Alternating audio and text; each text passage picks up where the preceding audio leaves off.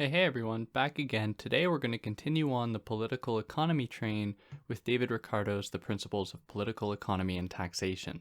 Now before jumping into it, if you want to follow me anywhere other than here, you can find me on Instagram at theory_and_philosophy or on Twitter at David Guignot.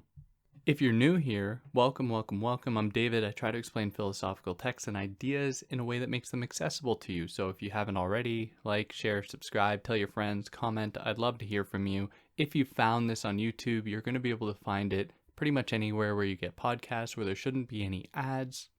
Or if you found this in podcast form, you'll be able to find the channel on YouTube where I sometimes release videos if you're into that at all. And if you want to help me out, obviously liking, sharing, subscribing. You can also help me out monetarily via Patreon or PayPal, but no pressure. And yeah, don't want to waste any more of your time with that stuff. Let's continue on the political economy train. Now, to fill in anyone who's just jumping into this at this point, my goal, my intention is to cover Adam Smith, David Ricardo, and then move into Karl Marx. So I've already done Adam Smith's The Wealth of Nations. So if you haven't listened to that, you can go listen to it. It's 4 parts. I know it's long, but you can go listen to that if you want. It would be helpful if you did, because some of what Ricardo does here is in direct response to Adam Smith. Now, it would be helpful, but not necessary. So at any point that Ricardo mentions Smith, criticizes Smith, and it's kind of funny because this book is a lot of Ricardo throwing shade at other political economists like Smith, Malthus, I think that's how you pronounce it, Buchanan, Say, all these thinkers David Ricardo is totally dissatisfied with. So if you want to go listen to that, you can. It won't be necessary though, because any point that I bring up Smith, I'm going to fill in the blanks so that it's clear what Ricardo is saying in relation to Smith. And then of course, following Ricardo here, I'm going to be moving into Marx at some point. So stay tuned for that. Now, okay, sorry. Long intro. Let's jump into David Ricardo's The Principles of Political Economy and Taxation. So like any book, this begins with the preface in which he describes how there are 3 broad classes of society. Now, this is important to know because these classes are always going to come up, and they kind of serve as a benchmark to understand the economic population within any nation. So these broad classes are the owners of land, who earn rent, so those are the landlords. You have the owners of stock, who are the capitalists, who own machinery, who pay laborers, who own equipment, anything like that. And then you have workers who earn wages. So for Ricardo, political economy is a science. Specifically, it is the science of these 3 classes of landlords, of capitalists, and workers, and the various dynamics that make them function together. Now, this isn't something that he mentions in the preface, but it's important to bring up in order to have a good understanding of this idea going forward. And that is capital. That is, what is capital? Now, if you think capital is money, you'd only be partly correct. In fact, capital is much broader than money. In fact, capital can even not be money at times. Or there are forms of money, or there is money that isn't capital. So for something to be capital, it must, in Ricardo's words, it must be part of the wealth of a country which is employed in production and consists of food, clothing, tools, raw materials, machinery, etc., necessary to give effect to labor. Now that's just an important thing to put on the back burner because it's a term that I'm going to throw around, and it's just important not to immediately associate it with dollar bills, with money. Now, another big term that comes up throughout the course of this book is value. Now, he spends the first chapter describing value, so we're going to just move into that here, or he tries to define it. But I want to say that value is a very tenuous term within the domain of political economy, and we will see this in Marx as well, where value is exceptionally difficult to define, because what it ultimately comes down to is people's individual preference. But as we will see throughout this whole process here, throughout this book, value is inextricably related to labor. So the value of a thing will be determined by how much labor was put into it. Now that is the very short definition, but it's one that will serve as a kind of, I guess, a point of departure for what we're going to get onto here. And that is chapter 1 on value. So for him, a commodity's value will be determined by the relative quantity of labor which is necessary for its production, not on the amount paid for that labor. Now, the reason that is because the amount paid for labor, wages, the value of it is going to change across time. There are going to be periods in which wages are higher than others. But what stays the same is the amount of labor required to produce a specific thing or a specific set of things. Or what I should say is that all things are going to be produced with the effect or through the effect of labor. Now, roughly, there can be two broad forms of value. So there is either use value or exchange value. Now, because we measure value in relation to labor, use value refers to the amount of labor saved through something's being used. So, for instance, a hammer is able to save some labor or to make labor easier. And so its value then will be tied to the amount of labor it is able to save. Now, for something's exchange value, that is how many dollars it'll take to buy a thing. If I make a hat and it's $15, then I'm earning $15 worth of value. Value is not the $15. Value is actually how much labor I am able to get for that hat. So if I sell the hat and get $15, I have $15 worth of possible labor that can be spent, put back into capital, which can then help the process keep going, me to be able to make more hats or whatever. Because when you sell something, what that person is giving you in the form of money is giving you the bounty or what they earned for their labor. So you are taking part of their labor in the form of the money they give you so that you can give them the thing that you've made through labor. Now, he adds to this, that is, he adds to the idea of use value and exchange value, the idea that as something goes up in use value, it will go down in exchange value and vice versa. So for example, air has a lot of use. We all need air. Likewise with water. But the value of those things are pretty low. In fact, they cost nothing. And where by contrast, something that is made purely for superfluous ends like vanity or like reputability, like a diamond necklace, has very little use value, but it has a great deal of exchange value.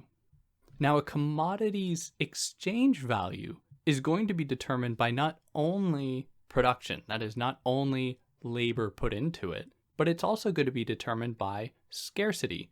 So if something is hard to find, if there's high demand for it, but the supply is limited, its monetary value, its nominal price, that is the dollar figure of what it'll cost, is going to go up.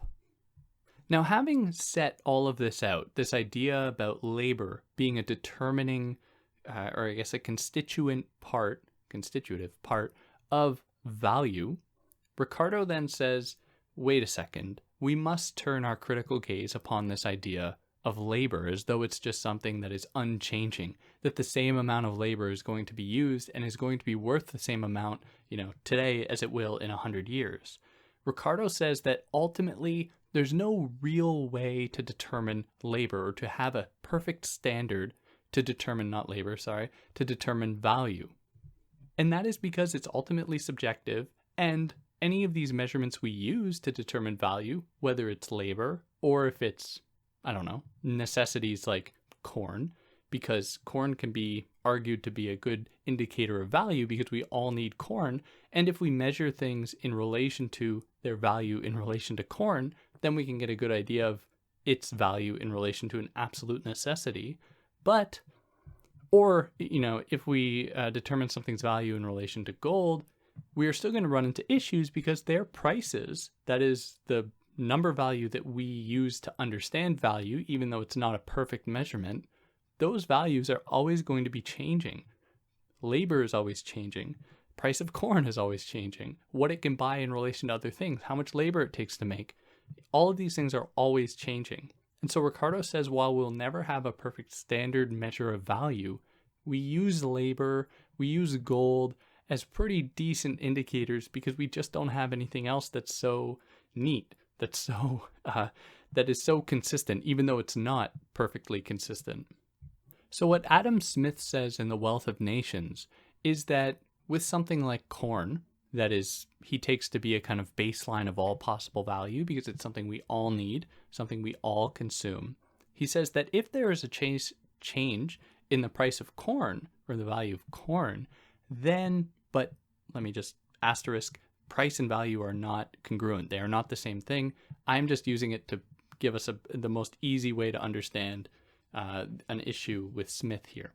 So Smith says that if there's a change in the price of corn, then that means something else has happened. Nothing has happened to corn, but maybe money has gotten less valuable, or maybe money has gotten more valuable, which would determine or change how much money is needed to buy corn that is always going to have the same measurement of value.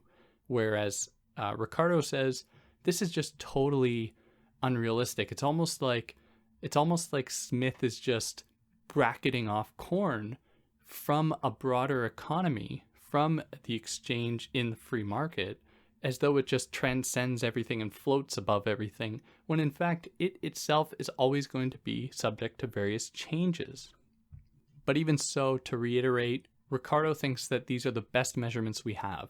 So he will talk about value in terms of labor, in terms of corn, in terms of gold, but his real focus here, that is Ricardo's, is on labor. Value being determined by labor. How much labor is required to buy a thing, how much labor you are then saving when you buy a thing, or whatever.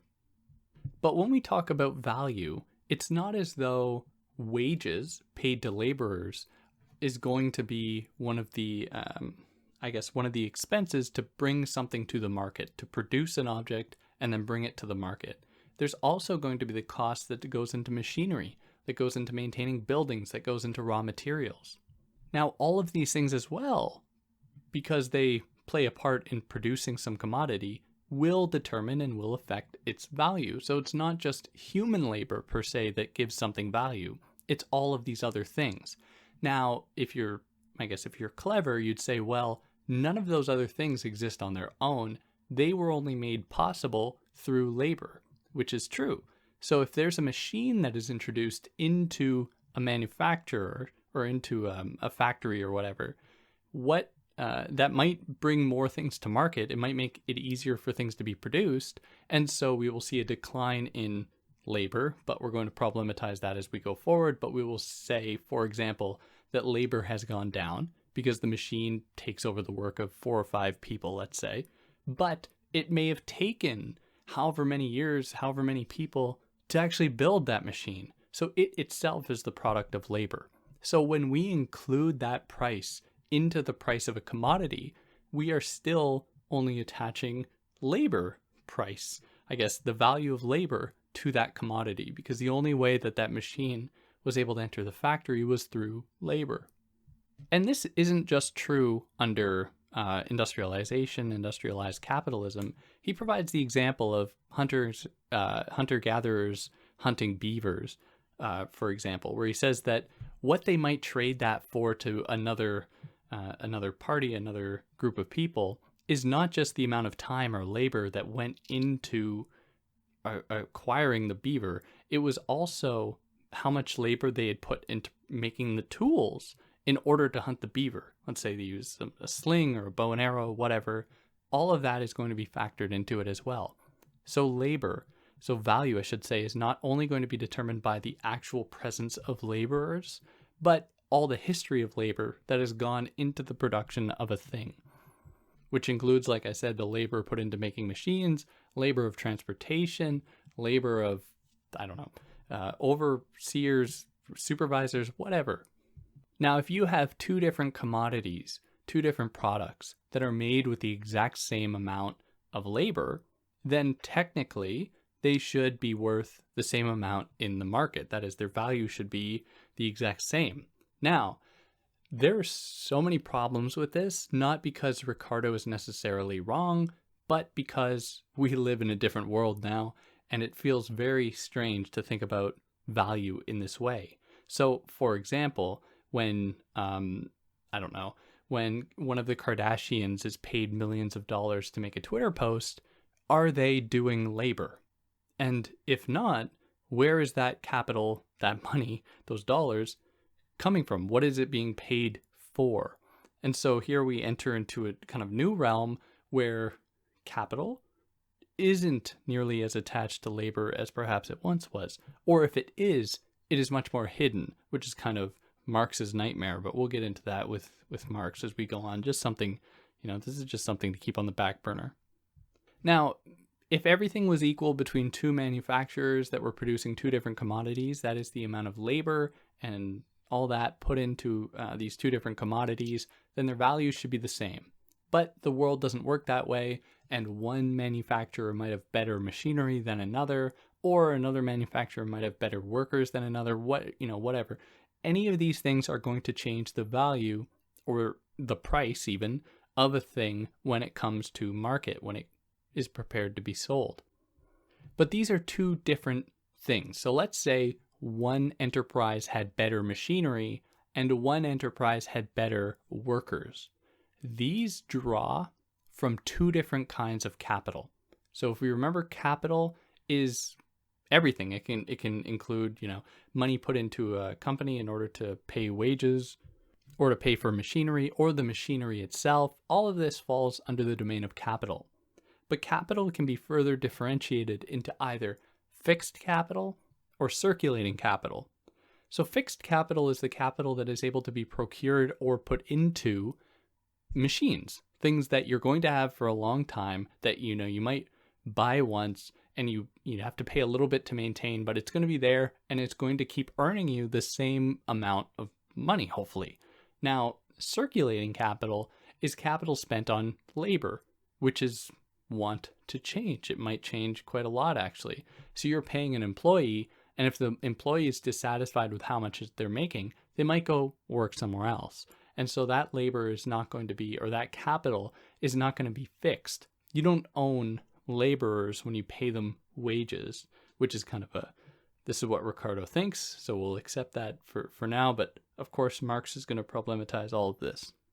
Now, between fixed capital and circulating capital, they form a spectrum, I should say. So it's not just as though fixed capital exists, totally separate from circulating capital. They, in fact, mirror one another in a lot of ways. So in order to maintain machines, it is required to hire maybe certain laborers that are going to watch over it, which are then apt to change. They might change, they might want to earn more money, they might go work somewhere else. And so does that then change the way that fixed capital is associated with the machine, or circulating capital is associated with the machine? Because now it is determined not only by it as being a stationary thing, but it is now dependent upon circulating capital. So he doesn't really elaborate on this, but it's kind of an important distinction, or it's good to know that fixed capital and circulating capital form a spectrum. Now here's the kicker when it comes to fixed capital and circulating capital. If you had a business that focused more on fixed capital, so let's say a factory, it had lots of machines that it relied on to keep earning it the same kind of money. Now, if we contrast that with a business that relies more on circulating capital, let's say, for example, you have a business of painters, and these painters go around and paint people's houses. That is all circulating capital, because you don't own a building. You might not even own a building. You might not even own equipment. You might not own anything. It's just you're paying people to do a job, and they might leave, they might go, whatever. Now, if we compare these two kinds of businesses, one reliant on fixed capital versus one reliant on circulating capital, a rise in wages in each of them, or in either of them, is going to have different effects on the price of the thing being produced or the service being provided. So he believes that with a company that relies more on fixed capital, as wages go up, so as the employees are paid more, the value of the product produced will go down.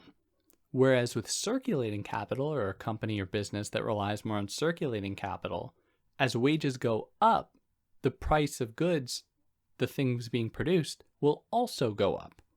So what he's essentially saying here is that less durable machines or less durable equipment, things that are, going to need a lot of circulating capital going through them in order to maintain them, is going to have more of an effect on the cost of the thing being produced than in the case of fixed capital.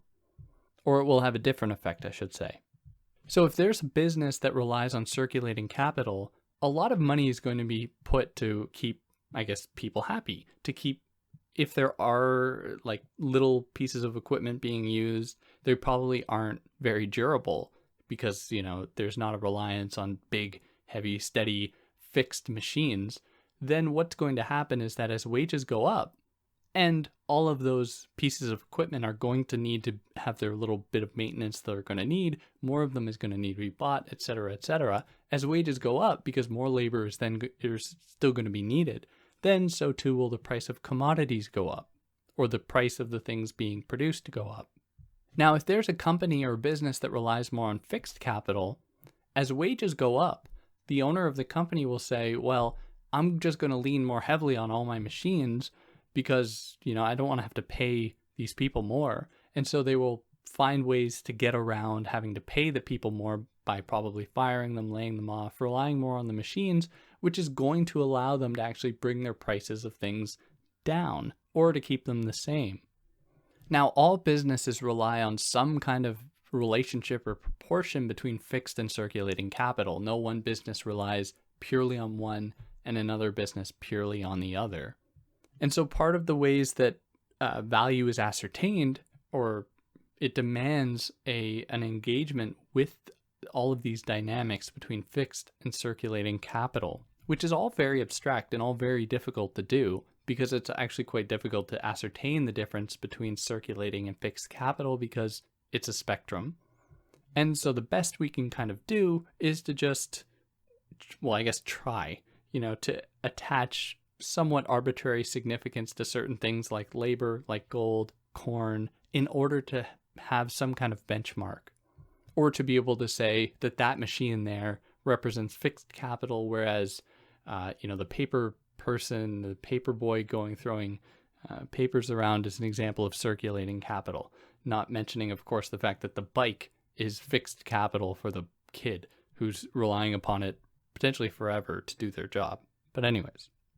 But with all this being said, a raise in wages does not necessarily mean that the value of labor has gone up. It might have meant as well that the value of money has gone down. So it takes more money to be able to pay for people to do their job. So if before $10 was what you paid someone an hour, if that raised to $11 because of inflation, the people are still going to be, the workers I should say, are still going to be earning the same amount in real value, because $11 is going to buy you out in the real world everything that $10 used to. You're going to have a higher wage, but you're still going to have the same buying power. Or the real value will have stayed the same, whereas the nominal value will have changed, or the nominal price will have changed, which is just the number price. So to determine something's real value will be to say, okay, how much of other things in the world can I buy with this thing? Now that is what it's called, its natural price. So let's say a hat will get you 2 pieces of cloth. Let's just say, for example, it gets you 2 pieces of cloth.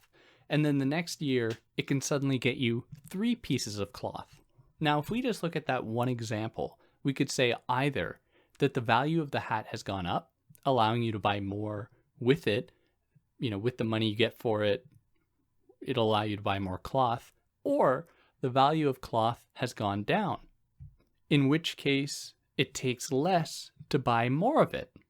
But if we found out as well, if we took many more examples, let's say 1 year a hat, you get 2 pieces of cloth, you can get 2 cartons of milk, you can get half a dozen eggs with it, all of that, each one of those things potentially for the hat. And the next year you're able to get more of all of those things. You can probably be pretty certain that the value of the hat, its real value, has gone up. So it has become more expensive. It has gone above the natural price. That is what it was the year before in relationship to all of these things. And it has attained a kind of new value in that world. Now, of course, with time, those things will come to balance out again, and they'll attain what is kind of called the natural price of things. that is however many things the hat can buy in relation to others. But for a moment, it will have risen in real value, not just in the dollar value, because now it buys a lot more of everything else. So value is determined largely by relationships. So the relationship between labor gone into producing something. But also it can be ascertained by relationships between various people, between the three classes, broad classes of society, between landowners, capitalists, and workers, where if one of those groups is buying power from one year to the next suddenly goes up, then we are seeing a disequilibrium. We are seeing a departure from the natural rate or the natural price and the natural order of things, and one of those classes has attained more power than before, or more real value than before. And that, that's essentially lays out the first chapter. It's the longest of the bunch, so don't worry, the next ones are going to be much quicker. And that sets out pretty much his view on value, which is an important one and one to really have a strong grasp of going forwards. Now that brings us here into chapter 2 on rent.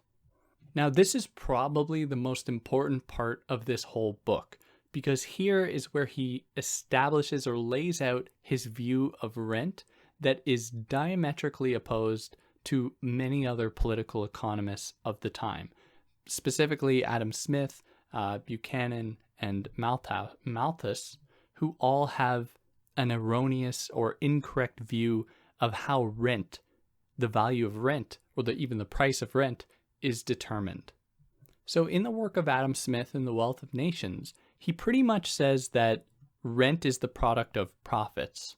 So if I owned a piece of land and some capitalist were to come along and say, hey, this is a great piece of land, let me put up this building here, I can start, manufacturing, and I will pay you a proportion of the profits being made.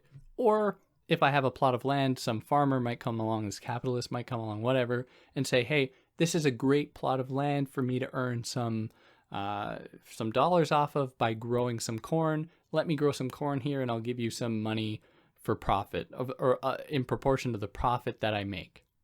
So that's how the landlord will make money through rent for Adam Smith. Now Ricardo sets out a completely different vision of rent here, and it is the crux of this whole book. For me, I don't know how it wouldn't be the crux of the whole book, because it comes up over and over again. So it's very important to know, but it's also a little bit tricky to illustrate, at least through words. So I'm going to try to be as clear as humanly possible in order to make this accessible so that you know what's going on. Now let's imagine a new territory is discovered with no one living on it, and it is just filled with fertile land. The people who find it, and there's no one else there, the people who find it obviously are going to start working on the land, and they're going to start growing things on the part of the land that is the easiest to grow on, which just makes sense. They're not going to go to the barren parts of the land to try to grow produce. That's just a bad idea. So they're going to go to the most fertile part of the land that is the easiest to work on. But because they're the first ones there, they aren't paying any rent. So let's say, they have a colony, or there's a country that they are part of that they've just kind of departed from for a bit. They might say, okay, well, we are making so much corn on this plot of land to feed ourselves, yet we have all of this surplus corn. We have corn that just goes way above what we need. Why don't we just sell it back to the country that we came from, sell it back to the nearest city, whatever. So they are only going to be making like pure profit off of that after they pay the workers that they've got there or whatever. They're going to just pay them, and they aren't paying rent to anybody. So they're just having a great old time making as much corn as possible. And, what that does is it makes the population happier. Now let's say that suddenly the corn that was being made on that piece of land was no longer enough. So the populations just started to grow. For any number of reasons, the population started to grow. There might be more demand coming from the city. And so the people on this plot of land are like, okay, well, we have to expand. But expanding demands that they expand into the less fertile land. they're going to need to expand into those parts of the country that make it harder to grow on, probably. So let's call this next plot of land plot 2. So we have plot 1 that was super easy to grow on. Now we have plot 2, and it's a little bit more difficult. So by putting in the same amount of labor, you make less because it demands more work to actually get produce from it, to get more corn from it, or to get the same amount as the first plot of land. So you have two options. Either you employ the same amount of labor and make less produce, you make less corn, or you employ more labor and you make the same amount of corn. In either case, it's going to be somewhat detrimental. So it's going to either cost more to employ more labor to earn the same amount, to make the same amount of corn, or you're going to make less money off of it because you're going to have made less corn by employing the same amount of labor. But between these two plots of land, that is between the fertile one, plot 1, and the less fertile one, plot 2, you can't charge different prices for the corn. Otherwise, the plot on the second land won't be able to sell any of their corn, and there would have been no reason for it. So they have to sell the corn at the same price. Otherwise, there was no point of doing it in the first place. So the value of the corn then, the price of the corn then, is going to be determined by however expensive it is to grow on the less fertile plot of land. So you're going to use that as your benchmark. So let's say on the first plot of land, it cost $100.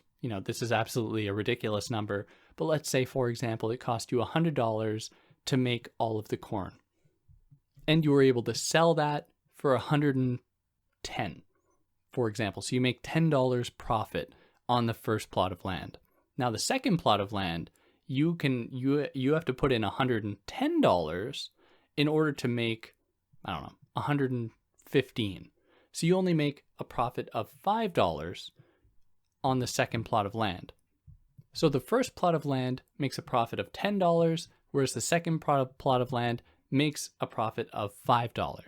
Now, it wouldn't make much sense if one of those people was earning more than the other. That is, with one person earning $10, another person earning $5, because then the person earning $5 will say, screw this, I'm out of here. So they must actually create some kind of equilibrium between the two in order to balance it out. And this equilibrium comes in the form of rent, where now the person who owns the most fertile plot of land is going to, transform into this thing called the landlord, who is then going to take $5 off of the $10 profit in order to pay for themselves, to earn money for owning this fertile plot of land. So rent is going to come out of the profits of the most fertile land. Whereas the other plot of land number 2, pays no rent for Ricardo. So the price of a thing is going to be determined by however difficult it is to make the less fertile plot of land, because it has to be equal all across the board. So we have to take the lowest possible measure as being the determining one. Not lowest as in money value, but lowest as in least quality one that is sold for the highest amount, or that is the most difficult to make, that is therefore sold for the highest amount. Otherwise, no one would work that land, because if the first plot of land just made their prices higher than the other, or lower than the other, then they would just run them out of business and there will have been no point. But the problem will remain: how do you make up for the demand? How do you satisfy that demand?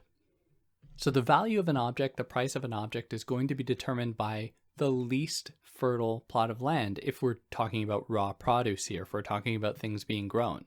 Whereas rent is only going to come out of those ones that came before it, that are more fertile than the other one. And the rent is going to be the difference between the profits the first one makes versus the profit the second one makes. Now let's say hypothetically that second plot of land has been worked to as much as it can be, and a third plot of land then needs to be explored, needs to be used up. That plot of land will then determine the price of the objects. That plot of land, the plot of land number 3, will pay no rent, and now plot of land number 2 will start to pay rent because it is earning more profit than the other one, plot of land number 3, and the difference between them will determine how much rent is being paid, while still the difference between the first and the second, but as well now between the first and the third, is going to determine how much rent the first plot of land makes. Now, this might all be very difficult to imagine in your head. So if you just imagine 3 plots of land, just to, I guess, get the most basic understanding here, the most fertile one will pay the most rent, whereas the least fertile one is going to be the one that determines the price of the objects, and it is the one that pays no rent. And rent is determined by the difference between the most recently employed land versus the last and any one before it, the employed land before it. Now, in Adam Smith's work, he said that rent will determine the price of objects. If we take or the price of things being produced. If we take Ricardo seriously here, then he's effectively shown that that is not the case. Rent does not determine the value of objects. In fact, it is the labor, the difficulty and toil of the least fertile land that is going to determine the value of grown products in this case.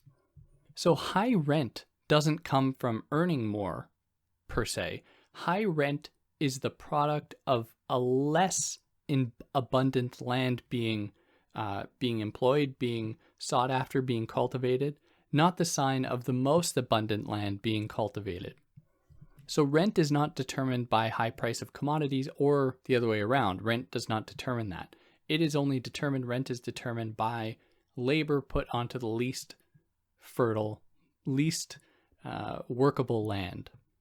So if new machines were used on the land, or if new methods of agriculture were discovered, what that would mean might be that we no longer need to work on the less cultivatable lands or the less fertile lands, or we're able to make more from it. Now, what that will do is it will shrink the gap between the first plot of land and the last plot of land being cultivated, and what that will mean is actually a reduction in rent. So as a country grows more efficient, as it grows more productive, as it develops new technology, rent will actually go down for Ricardo, not up. Because for Smith, he says as society progresses, rent will go up because people are earning more and they'll be able to pay more. Ricardo thinks that that's totally wrong for the reasons I've already just said. So whereas the capitalist and the laborer are kind of on the same side here, they want their lives to be easier when it comes to working the land, the landlord doesn't want that. The landlord wants it to be difficult because that means then that worse land is being cultivated, which means that it is very difficult, which means that the price paid to them in rent will go up because there will be a bigger gap between the most fertile land and the least fertile land. Now, that's an important thing to know as we go forward here throughout the rest of the book, because it's going to come up again and again and again. Now, here we move on to chapter 3 on the rent of mines, where he says that essentially like land, the rent of mines will be determined by the difficulty in, I guess, attaining things from the mine. And so the most difficult mine to actually mine in will be the one that is going to determine the value of the objects circulating within the economy, and not because of the easiest mine to work in. So the value of anything taken from the mines, like gold or silver or whatever, its value is going to be determined by the total quantity of labor necessary to obtain it and to bring it to market. So it's not as though it's just going to determine value or increase value because these things like gold and silver are innately valuable. They're only going to go up in value as they have a relationship to the labor put into them. And that puts us here into chapter 4, the difference between a natural price of something and the market price. So the natural price refers to the price that anything has in relation to everything else in the market. And so this natural price is a price at equilibrium between supply and demand, between other things in the market, and so on. Of course, there might be like trends, for example, that make it so that linen is more fashionable than whatever, cashmere is more fashionable than linen, whatever. You might have trends like that, and you might see then the money price of something go up, but it will eventually gravitate back down to its equilibrium, to its natural price. And whereas its market price will just be what it goes for nominally, how many dollars it will be, it'll cost to get it. But, just to meditate on this for a second, it's exceptionally interesting to me that this idea about value is so determined through money. Because money is no real standard of value, or that value is determined by a thing's relationship to other things, like how many of those other things can you get for this thing. So value is always being deferred, like it's never found in anything itself, but it only comes from relationships to other things in a certain economy of commodities. Now, what this does is essentially reveal just how subjective it is, and it's all that much more mysterious to me how then we are able to have any agreement at all. Yet we can. But anyways, that's just something that interests me. Now that puts us into chapter 5 on wages. And this book is like 30-some chapters long, and the first two, that is the one on value and the one on rent, are the longest. But everything else is like a few of them are only like a page long, and it's kind of silly. So it might come off like I'm just saying like a list, like and then this, and then this, and then this. And sorry, that's not the best storytelling, but working with what I got here. So yeah, chapter 5 on wages. So the value of wages for Ricardo is going to be affected by the supply and demand of laborers and the price of commodities. So like any other product in the marketplace, wages or labor has both a natural and a market price. So the natural price of labor is the price required in order to keep the laborers alive and happy. Because if you don't do that, then you won't have laborers. So if $10 is the agreed price, let's say per hour for a laborer, it is implied that $10 is what is going to be required for them to have shelter, to have food, to have whatever else they might need in order to survive. Now the next year, that might have to go up to $11 because the price of everything else has gone up for whatever reason, inflation, whatever. So what that means then is its market price has gone up. Its nominal price, it has gone from $10 to $11, but its real price has stayed the same because it is still implied that they are still going to be making the same amount to buy the same things that they could before, the same necessities, the same food, shelter that they could before. So if the cost of necessities goes up, if the cost of goods go up, so too must the cost of wages, because you still need your laborers to be able to make or buy those things, I should say, that they need to survive. But it works both ways. So if the price of necessities or goods goes down, then so too will the price of labor. Now that's all well and good in some kind of fairy tale world where people will just accept to have a decrease in wages, but that's really not how it happens in the real world, as it shouldn't. But in any case, this is what he gives us, that as the price of commodities go up, then wages will have to go up as well. And the reverse is also true. Now, the natural price of labor will always attain some degree of equilibrium. But the problem here is that sometimes the effects are difficult to ascertain, where capitalists might say, okay, I think we can bring down the price of labor. I think we can pay them less because the price of X, Y, and Z things has gone down. So they should be fine. But then they do that, and suddenly thousands of people starve to death. And they're like, we have to bring it back up. So what is the price of life at that point? It seems totally wrong to just leave it totally up to the free market because there are these potential negative effects. There seems that there should be oversight to make sure that no single life is lost because of someone's greed.